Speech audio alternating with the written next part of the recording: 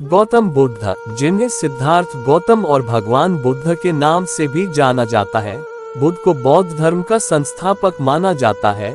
उनके अनुयायियों को बौद्ध कहा जाता है। गौतम बुद्ध को आमतौर पर बुद्ध के रूप में भी जाना जाता है, जिसका अर्थ है एक प्रबुद्ध व्यक्ति जिसने पीड़ा और अज्ञानता की स्थिति से मुक्ति पाली है, निर्वाण की स्थिति प्राप्त कर ली है। गौतम बुद्ध का जन्म पूर्वी भारतीय उपमहाद्वीप के किनारे हिमालय की तलहटी के ठीक नीचे एक राज्य में हुआ था। भगवान बुद्ध का जन्म शाक्य वंश के प्रतिष्ठित परिवार में हुआ था। उनके पिता शाक्य वंश के मुखिया थे और उनकी मां एक कोलियान राजकुमारी थी। गौतम बुद्ध का प्रारंभिक जीवन। गौतम बुद्ध का जन्म 623 ईसा पूर्व में दक्षिणी नेपाल में स्थित लुम्बिनी प्रांत में हुआ था। उनका जन्म हिमालय की तलहटी में रहने वाले शाक्य वंश के एक कुलीन परिवार में हुआ था। शाक्य वंश के मुखिया शुद्धोदन उनके पिता थे, जबकि उनकी माता माया एक कोलियान राजकुमारी थी। ऐसा कहा जाता है कि दरबारी ज्योतिषियों ने भविष्यवाणी की थी कि वह एक महान ऋषि या बुद्ध बनेंगे। बुद्ध के पिता ने उन्हें बाहरी दुनिया और मानवीय पीड़ा से बचाया और बुद्ध हर उस विलासिता के साथ बड़े हुए जो वह चाहते थे। 29 वर्षों तक आश्रययुक्त और विलासितापूर्ण जीवन जीने के बाद बुद्ध को वास्तविक दुनिया की झलक मिली। कपिलवस्तु की सड़कों पर बुद्ध को एक बूढ़ा आदमी, एक बीमार आदमी और एक शव मिला। उनके सारथी ने उन्हें समझाया कि सभी प्राणी बुढ़ापे, बीमारी और मृत्यु के अधीन हैं। यह सुनने के बाद बुद्ध को आराम नहीं मिला। लौटते समय रास्ते में उन्हें एक भटकता हुआ साधु टहलता हुआ दिखाई दिया। उन्होंने समझ लिया कि वह एक तपस्वी बनकर इन सभी कष्टों को दूर कर सकते हैं और फिर उन्होंने कष्टों की समस्याओं के उत्तर की तलाश में अपना राज्य छोड़ने का फैसला किया।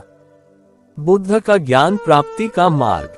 पीड़ा की समस्याओं के उत्तर की तलाश में बुद्ध ने अपनी पत्नी को बिना जगाए चुपचाप विदा किया और एक तपस्वी का साधारण वस्त्र पहनकर जंगल की ओर प्रस्थान कर गए। उन्होंने 2 शिक्षकों के साथ काम किया, अलारा कलामा और उद्रका रामपुत्र। अलारा कलामा से उन्होंने सीखा कि अपने दिमाग को शून्यता के क्षेत्र में प्रवेश करने के लिए कैसे प्रशिक्षित किया जाए। उद्रका रामपुत्र ने उन्हें सिखाया कि मन के एकाग्रता क्षेत्र में कैसे प्रवेश किया जाए, जो न तो चेतना है और न ही बेहोशी। आखिरकार बुद्ध ने मुक्ति की तलाश में अपने दोनों शिक्षकों को छोड़ दिया। 6 वर्षों तक बुद्ध ने अपने 5 अन्य साथियों के साथ चावल के एक दाने खाकर और शरीर के विरुद्ध मन का विरोध करते हुए तपस्या की। बुद्ध द्वारा तपस्या त्यागने का निर्णय लेने के बाद उनके 5 साथियों ने उन्हें छोड़ दिया। एक गांव में बुद्ध को सुजाता नाम की एक महिला ने दूध की एक डिस्क और शहद के कई बर्तन भेंट किए थे। इसके बाद वह नैरंजना नदी में स्नान करने गए और फिर बोधि वृक्ष के नीचे बैठ गए, जहां उन्होंने ध्यान लगाया।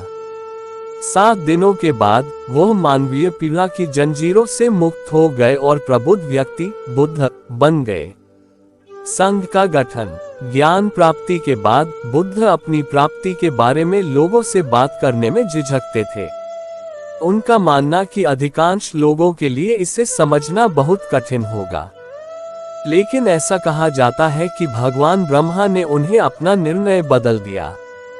बुद्ध अपने शिक्षकों अलारा कलामा और उद्रका रामपुत्र को खोजने के लिए वापस गए, लेकिन उनकी मृत्यु हो चुकी थी। फिर वह अपने 5 साथियों को खोजने गया जो उसे छोड़ गए थे।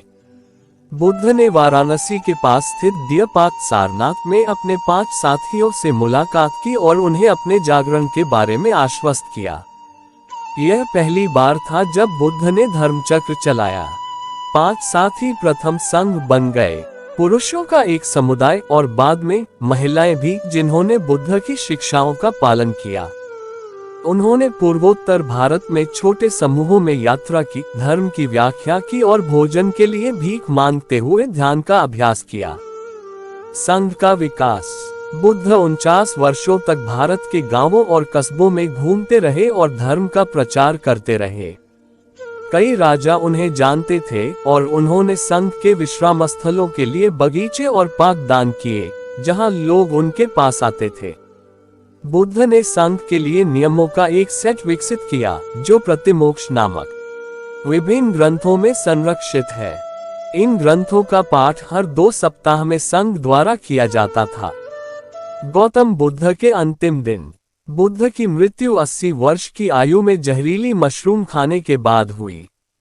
उनकी मृत्यु शैया पर एकत्रित भिक्षुओं ने उन्हें यह एहसास कराया कि सब कुछ क्षणभंगुर है।